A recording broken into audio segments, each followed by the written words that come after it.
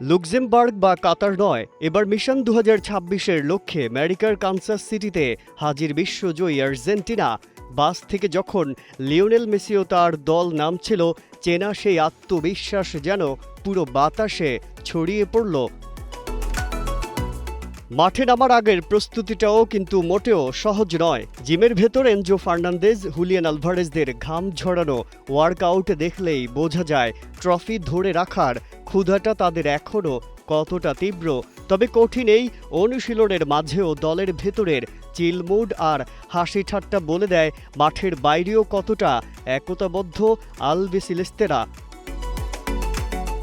আর মাঠে নামলেই তো শুরু হয় আসল ম্যাজিক। পায়ের জাদু আর নিখুঁত পাসিংয়ে বল নিয়ে খেলছেন ফুটবল জাদুকর LM10। মেসি যখন পায়ে বল নেন, মনে হয় ফুটবলটাও যেন তার কথা শুনছে।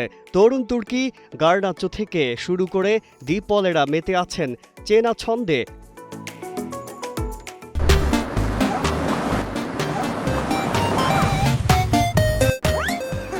আর্জেন্টিনার আক্রমণ ভাগ যেমন ধারালো, রক্ষণ ভাগও তেমনি দুর্ভেদ্য।